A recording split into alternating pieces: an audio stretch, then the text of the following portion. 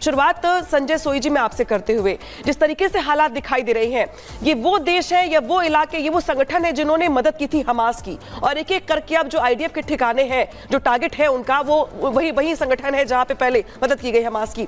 तो क्या ये मान लिया जाए कि अब हिजबुल्लाह के बाद जो टारगेट है वो हूती विद्रोही है आईडीएफ के लिए? नहीं, बिल्कुल ऐसा है कि इजराइल का, जैसे आप सही कह रही हैं कि फोकस अभी लड़ाई का जो सेंटर ऑफ ग्रेविटी कहते हैं फोकस है, वो अभी गाजा से हटकर लेबनान की तरफ चला गया, हिजबुल्लाह की तरफ चला गया। लेकिन साथ साथ अगर हूती तंग कर रहे हैं तो नेचुरली हूती को भी वो ख़त्म करेगा। इजराइल नहीं चाहता है कि किसी प्रकार का भी खतरा उनको नागरिकों को रहे। यही कारण है कि देखिए हिजबुल्लाह के ऊपर किस प्रकार से उन्होंने प्लान तरीके से हमला किया है। पहले उनके कमांडर्स को मारा, साथ साथ बम्बार्डमेंट किया, हैवी बम्बार्डमेंट किया, गन पोजिशन को बर्बाद किया, और अभी ग्राउंड ऑफेंसिव की भी तैयारी की हुई है। साथ साथ हूती ने एक रॉकेट अटैक किया था, उसका बदला तुरंत ही उन्होंने मैसेज कर दिया कि हम इसको ये मत सोचें कि हम हिजबुल्लाह में बिजी हैं तो आपको नहीं देख सकते। साथ साथ अगर हिजबुल्लाह को देख सकते हैं, गाज़ा को भी देख सकते हैं और यमन को भी देख सकते हैं। ये इजराइल की ताकत है, ये उनका पिन पॉइंट अटैक करने का जो मादा है, क्योंकि उनके फालतू हथियार नहीं फायर करते। जो एक एक मिसाइल जाती है वो पिन पॉइंट जाती है, जहाँ पर उनका जो टारगेट की खबर होती है वो पहले इंटेलिजेंस के द्वारा खबर हासिल करते हैं, बिल्टअप करते हैं, उसके ऊपर उस हिसाब से हथियार का इस्तेमाल करते हैं। चाहे वो नसरुल्लाह की मौत हो, उसके लिए कई महीनों तक उन्होंने इंटेलिजेंस इकट्ठी की। हालांकि वो रेडियो सेट का भी इस्तेमाल नहीं करता था, मोबाइल का इस्तेमाल नहीं करता था, इसका मतलब ह्यूमन इंटेलिजेंस इकट्ठी की। इस तरह से वो बिल्टअप करके जब मौका होता है, जब जरूरत होती है, एंड टाइम पर सही फायर करके सही बर्बाद करता है और उनकी कमर तोड़ने में सक्षम है। जैसा कि अभी हम देख रहे हैं हिजबुल्लाह की क्या हालत कर दी है अभी इन्होंने। आज उनको समझ में नहीं आ रहा है कि कब कहाँ से क्या फायर हो जाएगा। क्या उनका पेजर बस्ट होगा, मोबाइल होगा, रॉकेट पे फायर होगा, या उनकी बिल्डिंग ध्वस्त हो जाएगी। और चाहे वो बंकर में भी सुरक्षित नहीं है। आज एक बहुत बढ़िया सेंटेंस में दिमाग में आ रहा है, वो है कि आज जो आतंकवादी हैं वो आतंकित हैं। आज की तारीख में उनको डर बैठा हुआ है कि कब कहाँ, किसी भी बिल में छुपने की जगह नहीं है। इतने गहरे गहरे बंकरों में जाके बंकर बस्टिंग बॉम्ब का इस्तेमाल करके उन्होंने बर्बाद किया है। ढूंढ ढूंढ के मार रहे हैं एक एक लीडर को। पूरी लीडरशिप की चेन, जैसे आप कल दिखा रहे थे कि पूरी चेन खत्म कर दिया ऊपर से लेके नीचे तक। अब नए लीडर को समझ नहीं आएगा कि वो करे क्या, कैसे करे, किसके सहारे लड़े और किस प्रकार से लड़े। वाकई में एक बहुत बड़ा खौफ पैदा कर दिया अलामी कहेंगे। और शायद यही वजह कि जिस तरीके से हालात बदल रहे हैं। प्रफुल्ल बख्शी जी, मेरा सवाल आपसे है, पश्चिम एशिया देशों में जिस तरीके से संघर्ष दिखाई दे रहा है, टेंशन दिखाई दे रही है, उथल पुथल मचा हुआ है, क्या ये मान लिया जाए कि ये संघर्ष अभी और बढ़ेगा, टेंशन और बढ़ेगी, और इसका असर भारत पे कितना देख रहे हैं? देखिए, आपने बिल्कुल ठीक कहा, थैंक यू वेरी मच। असर बहुत पड़ेगा। क्यों असर पड़ेगा? ये रेवोल्यूशन इन मिलिट्री अफेयर्स जो हो रहा है, ये लड़ाई के means and methods of warfare में टोटल चेंज आ गया है। जब टोटल चेंज आता है तो मेथड्स ऑफ फाइटिंग डॉक्ट्रिन्स अब चेंज होंगी। अब आप देखिए कि इनके पास में 3 प्रॉक्सी वॉरियर्स हैं। इजराइल सबको हैंडल कर रहा है क्योंकि लड़ाई के तरीके बदल गए हैं। इसीलिए अब एनिमी जो है, उनका जो एनिमी है वो इतना हताश हो गया है, और सारा असर उनके सपोर्टर्स पे पड़ रहा है। सारी दुनिया में जो उनके सपोर्टर्स हैं उनके असर पड़ेगा। बिल्कुल जो टोटल डिवाइड हो गया है, एक इजराइल के सपोर्टर्स का वर्ल्ड हो गया है, एक हम लेबनान के सपोर्टर्स का वर्ल्ड हो गया है, जिसको कि हम हिजबुल्लाह बोलते हैं। देखिए, ये सारी की सारी चीज़ें लड़ाई पे असर तो डाल रही हैं और ह्यूमैनिटी पे असर डाल रही हैं, पर वर्ल्ड की जो तिजारत है उस पर भारी असर पड़ने वाला है। यहाँ पे भारत का रोल आता है, भारत पे असर पड़ रहा है। पर हम जब बात करते हैं लड़ाई की, तो सिर्फ लड़ाई की बात करते हैं, ह्यूमैनिटी की बात आनी चाहिए। जब तक ह्यूमैनिटी की बात नहीं करेंगे, लड़ाई रुक नहीं सकती। भारत का रोल यहाँ बिल्कुल क्लियर आता है। जैसे कि यूक्रेन और रशिया में भारत को एक्सेप्ट किया गया और उसको रिस्पेक्ट किया गया, और एक्सपेक्ट कर रहे हैं कि भारत भूमिका अदा करे। सिमिलरली यहाँ पर भारत को रोल मिल सकता है एक प्रोटेक्टिंग कंट्री, प्रोटेक्टिंग स्टेट का। अगर भारत कीन है, भारत कीन होगा, बट दोनों साइड कीन होनी चाहिए। देखिए, लेबनान भी भारत का दोस्त है और ईरान भी भारत का दोस्त है। Everybody is keen, Israel Bharat का दोस्त है, तो प्रॉब्लम नहीं आएगी।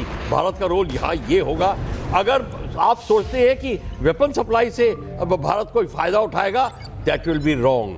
हमें वेपन सप्लाई के तरफ नहीं सोचना चाहिए। We should think in terms of the status of humanity and protect. बिल्कुल ठीक है, हमारे साथ group captain UK Devnath sir भी हैं, उनके पास जाएंगे। सर मुझे ये बताइए कि देखिए जिस तरीके से 2006 आपको याद होगा जब खूनी जंग एक बार पहले हुई थी हिजबुल्लाह और इजराइल के बीच में, अब फिर से वही स्थिति बनती हुई दिखाई दे रही है। ग्राउंड ऑपरेशन की तैयारी जो है वो इजराइल कर रहा है। अगर ग्राउंड से ऑपरेशन होता है और चूंकि हिजबुल्लाह का जो चीफ है वो मारा गया है, तो कह सकते हैं कि जो लड़ाके हैं ये घायल शेर की तरह हैं। तो क्या जंग और भी खतरनाक हो सकती है अगर ग्राउंड से ऑपरेशन होता है? तो ये जंग और भी खतरनाक बनने वाला है और भी भयंकर बनने वाला है, क्योंकि आईडीएफ ने अपनी 3 डिवीजन्स, एक डिवीजन में सपोर्ट आर्टिलरी, सपोर्ट टैंक मिलाकर 10,000 ट्रुप्स होते हैं, तो 30,000 ट्रुप्स को आईडीएफ ने उत्तरी बॉर्डर में अब डिप्लॉय कर दिया है। आप देखेंगे अगले 48 घंटे के अंदर ही ये 30,000 ट्रुप्स जो हैं, जो ब्लू लाइन है लेबनान और इजराइल के बीच में जो बाउंड्री है उसको क्रॉस करके उत्तर में चले जाएंगे, गोलन हाइट्स के उत्तर में चले जाएंगे, जो वहाँ लिटानी रिवर है उसके उत्तर में चले जाएंगे, क्योंकि हिजबुल्लाह ने अपने जो रॉकेट्स रखे हैं वो लिटानी रिवर के जस्ट उत्तर में रखे हैं। एक और चीज़, जैसे हम जानते हैं कि 1982 में जब बेका वैली में ऑपरेशन किया था तब आईडीएफ जो है बेका वैली तक पहुंच गई थी, जो कि बेरूत के पूर्व में है। इसी तरह से 2006 में आईडीएफ आगे बढ़ते बढ़ते बेरूत तक पहुंच गई थी। इस बार भी ऐसे होने वाला है। 3 एक्सिस ऑफ एडवांस हैं। एक एक्सिस ऑफ एडवांस आईडीएफ का रहेगा, रोड जो है वो जाती है बेरूत की तरफ, एक एक्सिस ऑफ एडवांस है रोड वो जाती है बेका वैली की तरफ, और तीसरी एक्सिस ऑफ एडवांस वो जाती है गोलन हाइट से सीरिया की तरफ। ये समझना पड़ेगा कि सीरिया से भी काफ़ी लड़ाके और अम्यूनिशन जो हैं वो हिजबुल्लाह के लिए लगातार सप्लाई हो रहे हैं।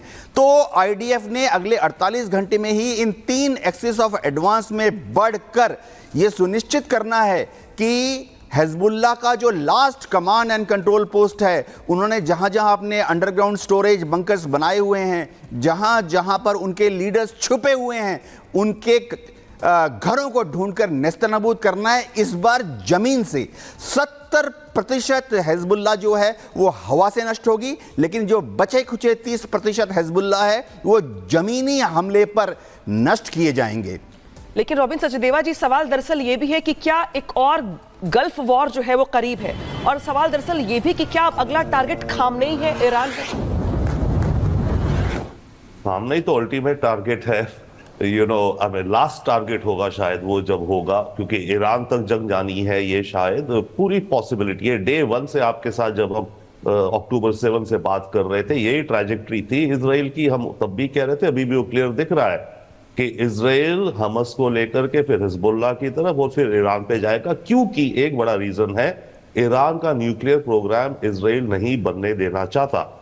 ओके, और ईरान मात्र कुछ महीनों दूर है अपने फाइनल एनरिचमेंट के लिए 90% यूरेनियम, जो कि पिछले साल भी कहा जा रहा था कुछ महीने, तो तब से अब से तो और ज्यादा हो गया होगा निकट, राइट।